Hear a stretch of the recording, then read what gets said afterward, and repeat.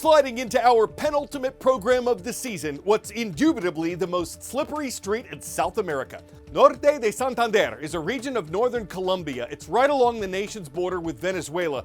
It's made news in the past because of a violent conflict there involving government troops and guerrilla groups. It's also reportedly the site of valuable natural resources, illegal mines, and drug trafficking.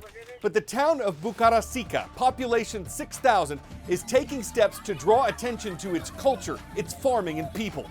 And one event it planned to do that involves this giant slide down one of its main streets. Social media influencers helped publicize it, and now people from miles away are coming to Bucaramanga. They're enjoying the slide, but the town is enjoying some positive media coverage as well as an economic boost from tourism.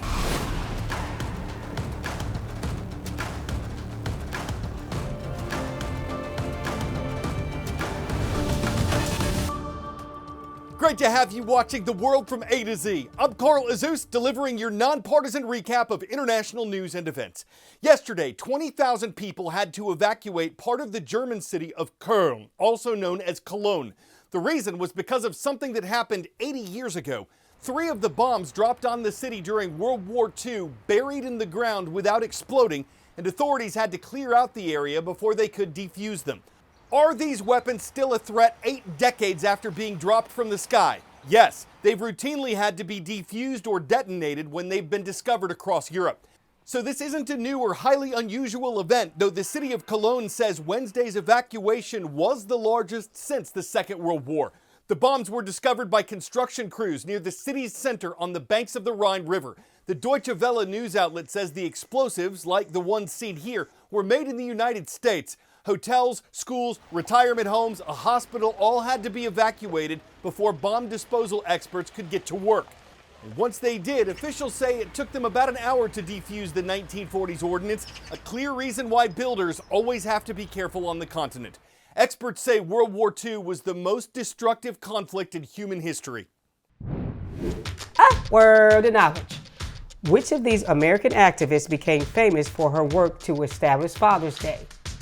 Anna Jarvis, Elizabeth Ann Seton, Sonora Smart Dodd, Elizabeth Cady Stanton. One of 6 children raised by a Civil War veteran after his wife died, Sonora Smart Dodd advocated for a day to honor fathers. Dodd's efforts led to the first Father's Day being celebrated on June 19, 1910 in her home state of Washington.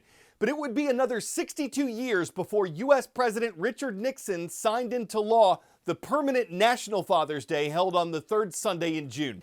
It took a lot longer than Mother's Day to become established. A florist cited by History.com suggested, quote, fathers haven't the same sentimental appeal that mothers have.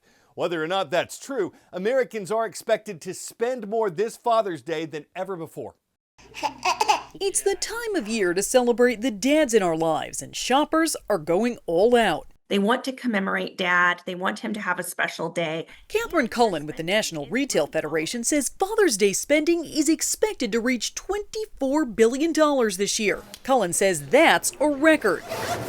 So how much are people budgeting for? According to the NRF's latest survey, shoppers plan to spend just under $200 per person this year. That's about $10 more than last year. There are certainly a lot of activities that consumers are planning for their dads, whether that's a special meal out, an event like golfing or going on a hike or bike ride, or maybe going to a sporting event together or tickets to a concert later in the year. Shoppers are also spending money on clothing, gift cards, electronics, and personal care. We've seen that about 43% of consumers plan to gift a subscription box. These are gifts that continue to give throughout the year. Colin says some retailers are running sales ahead of Father's Day, so shoppers can score some deals right now.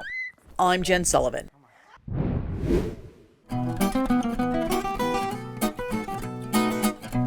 On this date in world history. June 5th, 1968 was when U.S. presidential candidate and Senator Robert F. Kennedy was fatally shot in California. The Democratic politician was a supporter of Israel, and the man who shot him was a Palestinian who reportedly said he did it for his country. The shooting occurred on the first anniversary of when the Six-Day War began. It was a conflict in 1967 between Israel and its Arab neighbors, and Israel's victory expanded its territory in the Middle East and deepened its conflict with Palestinians. On this date in 1883, a train departed Paris, France for Vienna, Austria. Why was that significant? Because it was the Orient Express, the transcontinental luxury train that would eventually run to Constantinople, which became the Turkish city of Istanbul. The Orient Express operated for decades and was famous for its superior accommodations and fascinating destinations. Scientists have produced the first connectome, or wiring diagram, showing the complete brain of a fruit fly. That's a visual representation that shows the physical connections and layout of an electrical system or circuitry. Think of it as a detailed guide map of the buildings, streets, and side streets in a complicated city. The 3D model of a fruit fly brain contains 140,000 neurons and over 50 million connections, and it's giving scientists a full picture of the neural activity that allows the little insect to perform key functions: movements, processing of sensory information, or memory. You and I may find the tiny flies that often buzz around a bowl of fruit as nothing more than, well, a nuisance. But scientists? The closer you look, the more surprised we as scientists are.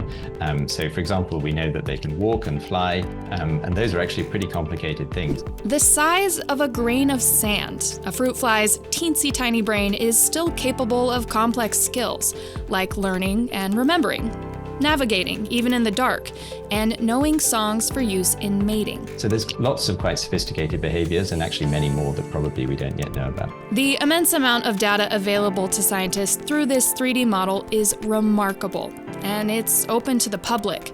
The research was possible thanks to machine learning AI. Without it, scientists calculated that the mapping would have taken 4,000 human years. But AI isn't perfect, and map reconstructions must be proofread and corrected by hand. What's the next step now?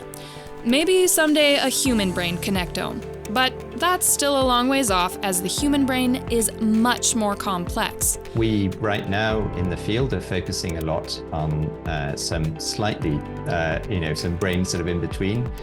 So the zebrafish is a common vertebrate model system, and the mouse is definitely in people's minds. The work is allowing researchers to study how brain function is determined by the structure of brain circuits, and could be a valuable resource for neuroscientists. What day is it? New beginnings and fresh goals. These are some main characteristics of National Start Over Day, an event on June 5th that encourages people to try again. A really fun school to say leads off our viewer segment today, Klickitat High School in Klickitat, Washington. Hello to Mr. P's class and the home of the Cougars. We have the Warriors with us from George Whittel High School. Mr. Kelly's class is watching from Zephyr Cove, Nevada. Making a stop in Michigan to recognize Mr. Marusi's class. Niles High School in Niles is where the Vikings roam. And it's in the first state of Delaware that Mrs. P's and Mr. Mayer's classes are watching. Frederick D. Thomas Middle School is in Lewis. Finally, Hopatcong Middle School in Hopatcong, New Jersey. The Chiefs are here from Mrs. DeRosa's class.